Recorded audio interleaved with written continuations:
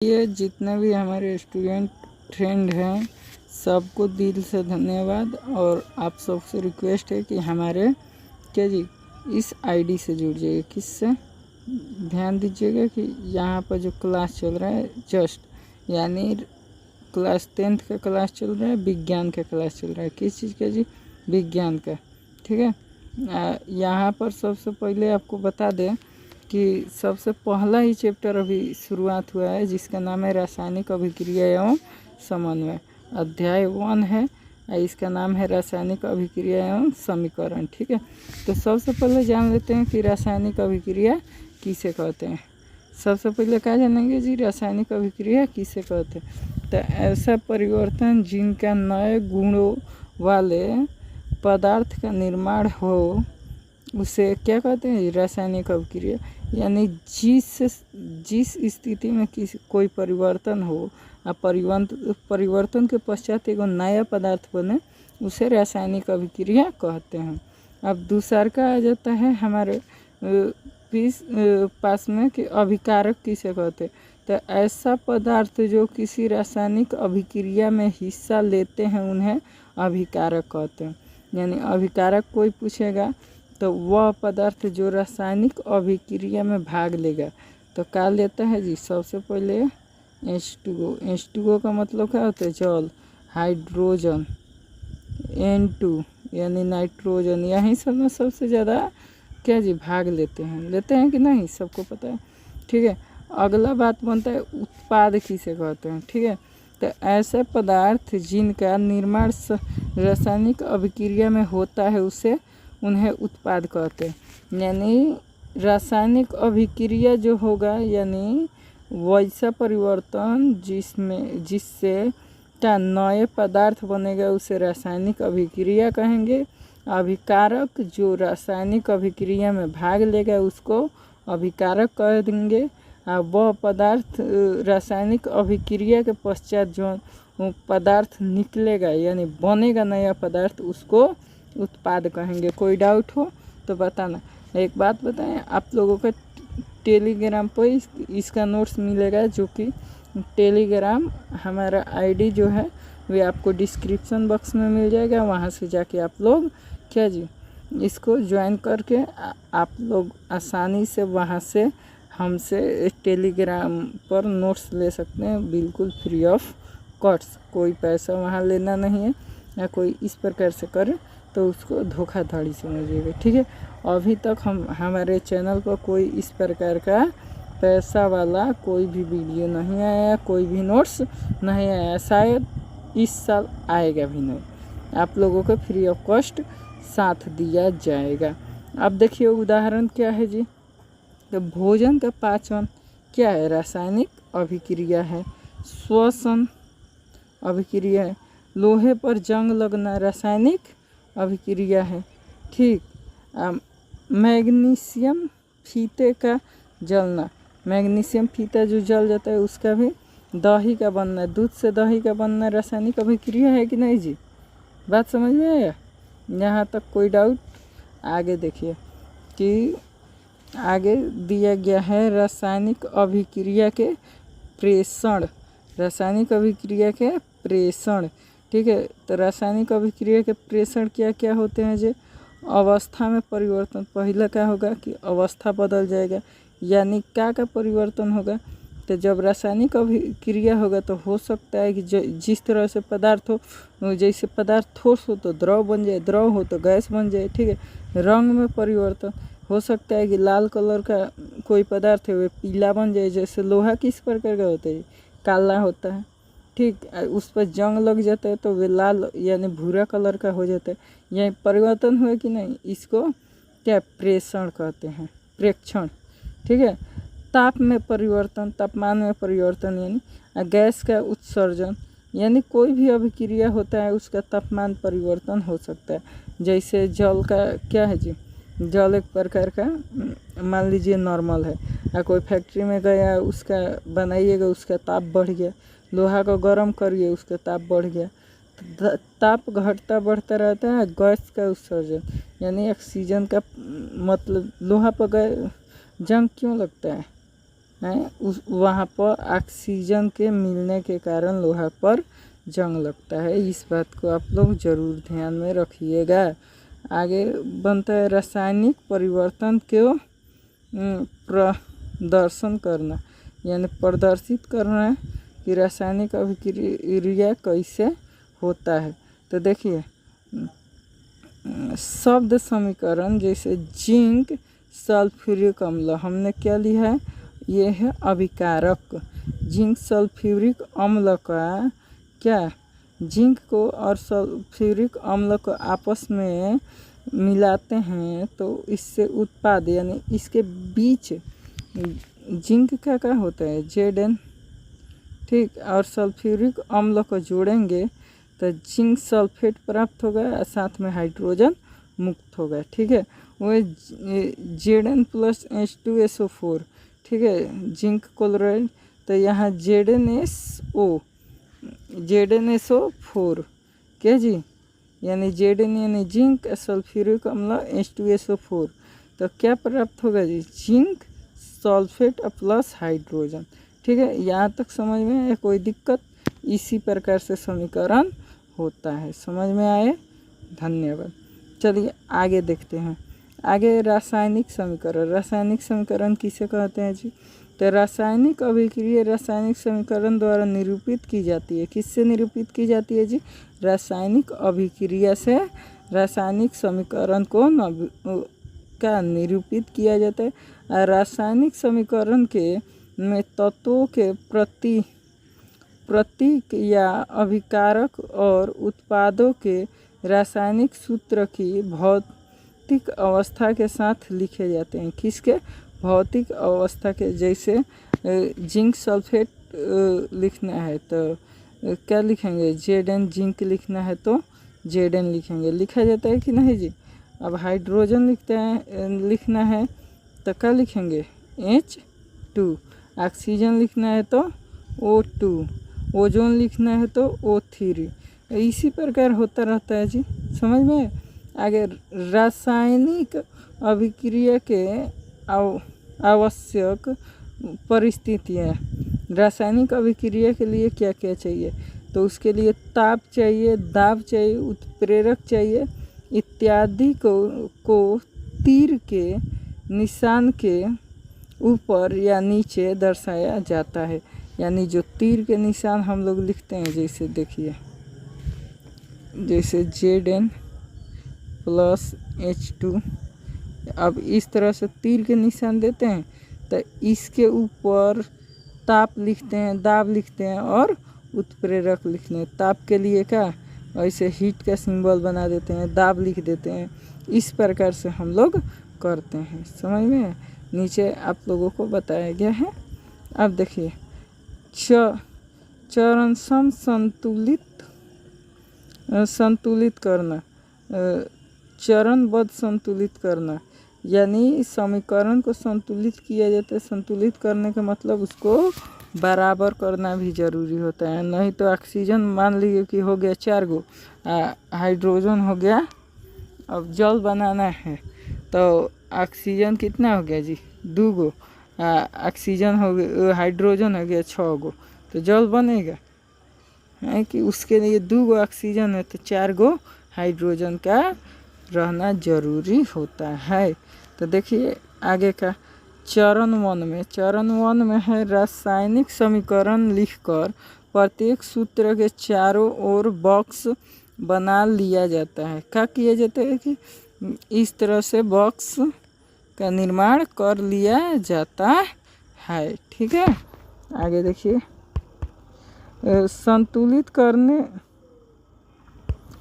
संतुलित करते समय बॉक्स के अंदर कुछ भी परिवर्तन नहीं किया जाता है, यानी बॉक्स के अंदर कुछ परिवर्तन नहीं किया जाता है। दूसरा चरण है जी, समीकरण में उपस्थित भिन्न तत्वों के परमाणुओं की संख्या नोट की जाती है। किसका संख्या नोट किया जाता है, कि उस तत्व के परमाणु संख्या को नोट किया जाता है। तत्व जैसे F यानी लोहा है, H यानी हाइड्रोजन है, O यानी ऑक्सीजन है। अभिकारक को यहाँ के बता रहे हैं सर। अब देखिए अभिकारकों के परमाणु की संख्या, यानी क्या जी, Fe का परमाणु संख्या कोई पूछे तो 1, हाइड्रोजन का 2, ऑक्सीजन का 1, ठीक है। ई अब पूछिएगा अलग अलग जगह पर अलग अलग होता है। ऊपर में जो समीकरण दिया गया है यहाँ के बात किया जा रहा है। इसका क्या बोल दे जी, उत्पाद में परमाणु की संख्या कितना है जी, यानी यहाँ उत्पाद जो प्राप्त हुआ है उसमें परमाणु की संख्या यानी लोहा के 3 है, हाइड्रोजन के 2 है, ऑक्सीजन का 4 है। इस तरह से क्या माना है जी, ये समीकरण संतुलित किया गया है, ठीक है। चरण 3 देख लेते हैं, क्या देखेंगे जी, चरण 3। तो चरण 3 में क्या किया जाता है कि सबसे अधिक परमाणु वाले तत्व को अभिकारक या उत्पाद के शायद अनुचित गुणांक लगाकर संतुलित किया जाता है, ठीक है। यानी जब वो इधर होगा तब वो इधर करके संतुलित यानी प्लस करके इसमें अंक जोड़ के संतुलित किया जाता है, ठीक है। आगे देख लीजिए समीकरण 4, चरण 4 में क्या कीजिए, सभी तत्वों के परमाणुओं के चरण 3 की भांति संतुलित किया जाता है, यानी सब में 3 लगा के। अच्छा, समीकरण को अगर चरण 1 से 3 तक नहीं समीकरण संतुलित हुआ तो चौथा में 3 लगाकर संतुलित कर दिया जाता है, समझ में। सभी तत्वों के परमाणु की संख्या अभिक्रिया के दोनों ओर समान है, यानी मान लीजिए कि इधर क्या लोहा 3 गो है तो इधर भी 3 गो है। इधर कितना ऑक्सीजन को गो है जी, 4 दूनी 8 गो हाइड्रोजन है, तो इधर भी 8 गो हाइड्रोजन है। ऑक्सीजन उधर को गो है जी, 4 गो है, तो इधर भी ऑक्सीजन 4 गो है। तो इस तरह से समीकरण को संतुलित किया जाता है। अब इसमें कोई दिक्कत, अब देखिए चरण 5 की बात कर लें जी। चरण 5 में अभिकारकों उत्पादों को भौतिक अवस्था लिखना, यानी अभिकारक के भौतिक अवस्था, यानी वह किस अवस्था में, ठोस है, द्रव है, गैस है, जलीय विलयन है, क्या है, इसका लिखना बहुत ज़रूरी होता है। देखिए यहाँ पर Fe सॉलिड यानी लोहा सॉलिड है, ऑक्सीजन गैस है, ठीक है। इस तरह से भी लिखकर समीकरण को क्या किया जाता है जी, समीकरण को संतुलित किया जाता है। चरण 6 में क्या, कुछ आवश्यक परिस्थितियां जैसे ताप, दाब या उत्प्रेरण आदि को भी तीर के निशान के ऊपर या नीचे लिखे जाते हैं, यानी जैसे ये समीकरण हो, यहाँ जो आपको तीर के निशान दिख रहा है, ठीक है, तो ऐसे तीर के निशान हो गया। इसके ऊपर का दाब का यानी क्या जी, हीट का हम यहाँ सिंबल बना देते हैं, यानी तीर के निशान के ऊपर हम लोग क्या जी उसको दर्शाते हैं, किसको, तो दाब, ताप और उत्प्रेरक को दर्शाते हैं। रासायनिक अभिक्रिया के प्रकार, अब बात कर लेते हैं क प्रकार के रासायनिक अभिक्रिया होता है। तो रासायनिक अभिक्रिया, संयोजन अभिक्रिया, फर्स्ट क्या होता है, संयोजन अभिक्रिया। इस अभिक्रिया में 2 या 2 से अधिक अभिकारक मिलकर एकल उत्पाद बनाते हैं, जैसे A+B=C, यानी 2 गो चीज़ मिलके एगो बनाएगा, उसको उसी को क्या कहेंगे जी, संयोजन अभिक्रिया। जैसे कोयला का दहन, कोयला क्या है, सॉलिड है, और उसको गैस के साथ यानी ऑक्सीजन के साथ उसका दहन किया जाता है, तो एक का कार्बन डाइऑक्साइड बना। जल का निर्माण H2 यानी हाइड्रोजन क्या है, गैस है, इसके साथ क्या ऑक्सीजन गैस को मिला देते हैं, तो क्या बन जाता है जी, जल बन जाता है, सबको पता है जी। ठीक, आगे का दिया है, आगे हम चलते हैं। 1 मिनट, थोड़ा सा सिस्टम हैंग हो रहा है। 2 मिनट, चलिए 1 सेकेंड।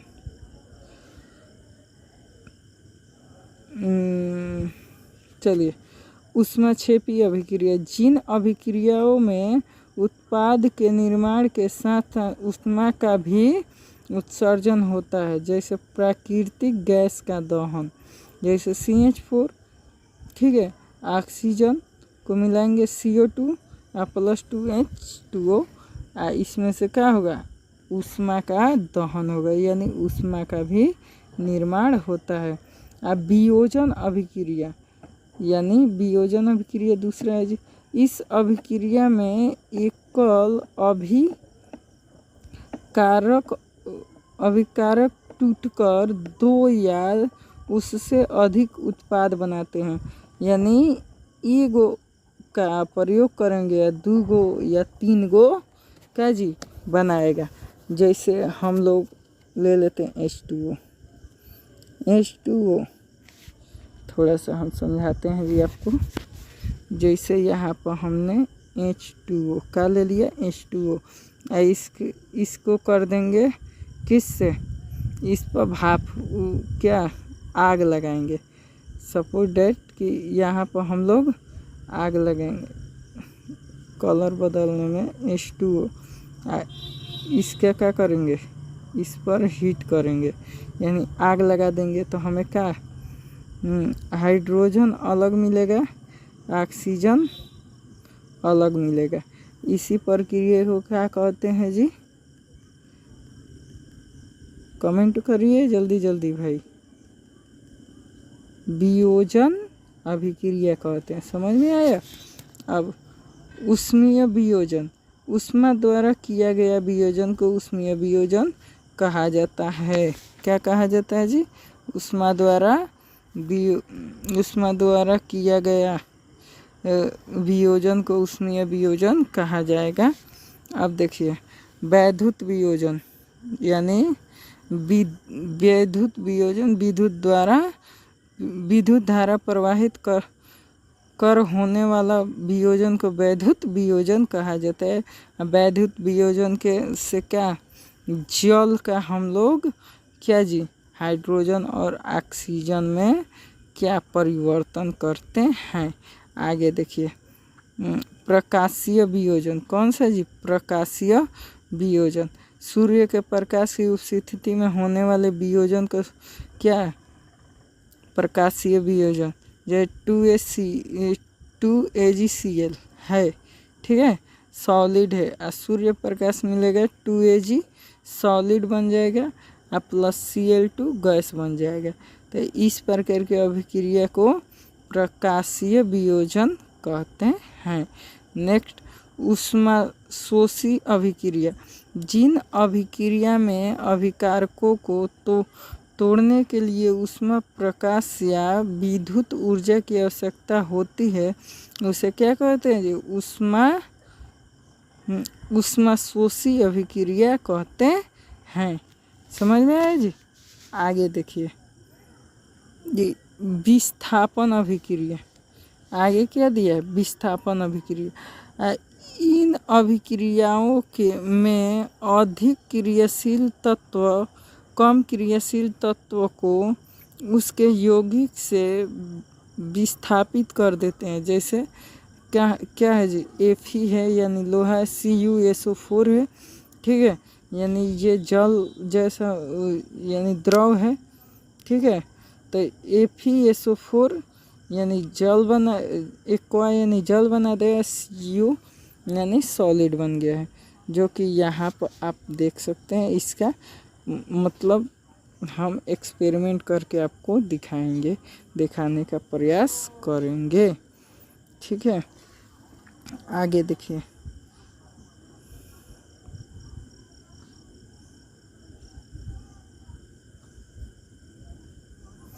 थोड़ा सा तो डाउट आप लोगों को जो डाउट होगा वे हमें क्या जी कमेंट कर दीजिएगा, हम आप लोगों को इसका मतलब सलूशन दूसरे वीडियो में लाएंगे, जो डाउट होगा स्पेशल वीडियो बनाएंगे उसके लिए।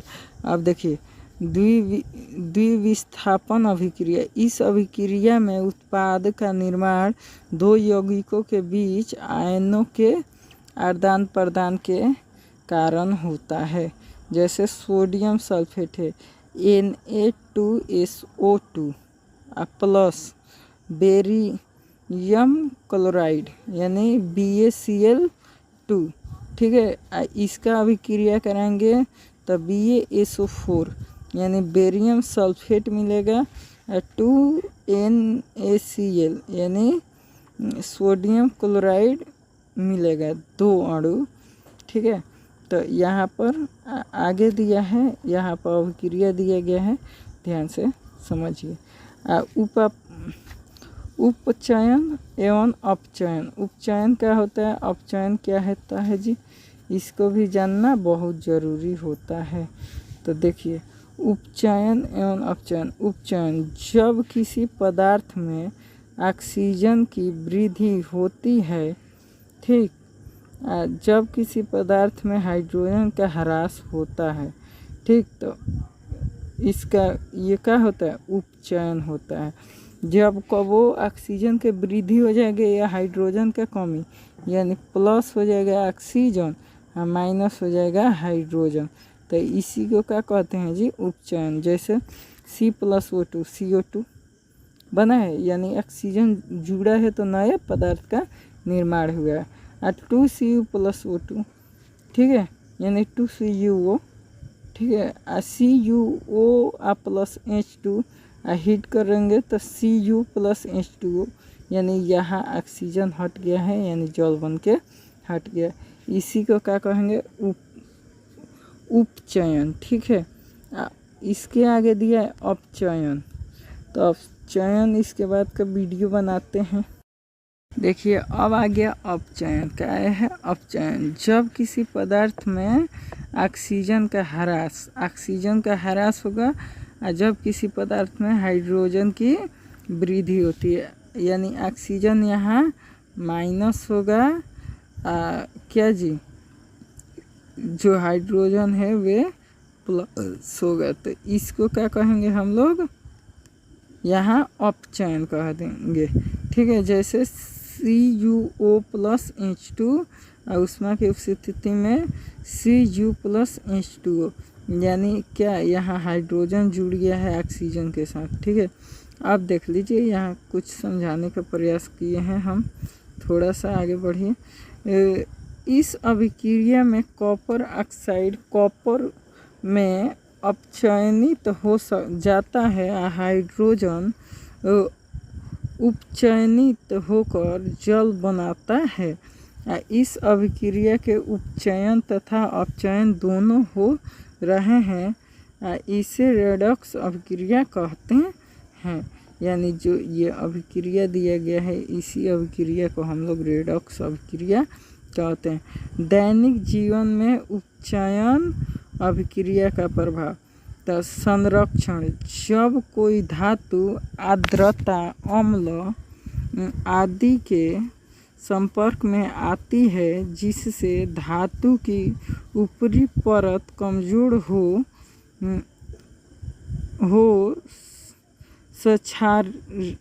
सुरक्षित हो जाती है, यानी कमज़ोर हो जाती है और उसको सुरक्षित कर दिया जाता है, ठीक है, अपचयन के माध्यम से। क्या जी, उपचयन के माध्यम से। आगे देखिए थोड़ा सा, यहाँ लोहे की वस्तु वो पर जंग लगना, चांदी के ऊपर काली परतें व तांबे के ऊपरी परत चढ़ाना संरक्षण के उदाहरण है। किस चीज़ के संरक्षण का उदाहरण है। यशदले लेप, विद्युत लेप और पेंट करके संरक्षण से धातुओं को बचाया जा सकता है। क्या किया जाता है जी, धातुओं को बचाया जा सकता है। आगे देखिए, यानी विकृत विकृत गंधिता यानी वायु युक्त, वसा युक्त और तैलीय खाद्य सामग्री वायु के संपर्क में आने पर उपचरित हो जाते, जिससे उनके स्वाद और गंध में परिवर्तन हो जाता है। इसे विकृत गंधिता कहते हैं। ठीक है, विकृत गंधिता कहते हैं क्या जी, जौन तेल उल होता है उपचयन होता है, यानी उसका पाचन हो जाए, उसका रंग गंध परिवर्तन हो जाए, स्वादवाद, तो उसको उपचयन कहते हैं। ठीक है, विकृत गंधिता कहते हैं। विकृत गंधिका को रोकने का उपाय, तो प्रति ऑक्सीकारक का उपयोग करके, यानी प्रति ऑक्सीकारक के उपयोग करके वायुरोधी बर्तन में खाद्य सामग्री रख के, जिसमें वायु न जाए, वैसे क्या जी बर्तन का यूज करके खाद्य सामग्री को स्टोर करके, और वायु के स्थान पर नाइट्रोजन गैस द्वारा, यानी वायु जहाँ ज़्यादा है वहाँ नाइट्रोजन गैस रख के, यानी क्योंकि नाइट्रोजन गैस ठंडा होता है, इसलिए देखना इसको सुरक्षित करने के लिए जितना भी कुरकुरे या चिप्स का पैकेट आता है, सब में का जी नाइट्रोजन ही भरा रहेगा। कोई कुरकुरा या चिप्स के पैकेट में कोई पूछ दे कौन सा गैस भरा रहता है, तो कौन सा गैस दोस्तों, नाइट्रोजन। ठीक है, शीतलन द्वारा, यानी वहाँ ठंडा पहुँचा के, यानी फ्रिज में रख के या किसी बर्फ़ में रख के या किसी भी माध्यम में रख के, जिससे ठंडा पहुँच सके। ठीक है, इस तरह से यहाँ पर हमारा रासायनिक अभिक्रिया समाप्त हुआ। तो प्लीज़ आप लोग, ठीक है, लाइक कर दीजिए, शेयर कर दीजिए और मेरे चैनल को एक बार सपोर्ट कीजिए, यानी कह दें SUBCRIB सब्सक्राइब ज़रूर कीजिएगा। ये गोलू भाई को थोड़ा सा सपोर्ट की ज़रूरत है, तो आप लोग प्लीज़ सपोर्ट करिए। ठीक है, जितने भी अपने फ्रेंड हैं आपके, उनसे जोड़िए, जुड़ने को कहिए अपने अपने फ्रेंड को, जिससे कि आपका पढ़ाई और आसान हो जाए, हमें पढ़ाने में और अच्छा लगे, बेटर लगे, हमें एगो मोटिवेशन मिले। ठीक है, तब तक के लिए जय हिंद। फिर आते हैं दूसरे वीडियो और इसका MCQ क्वेश्चन लेकर। तब तक के लिए जय हिंद, जय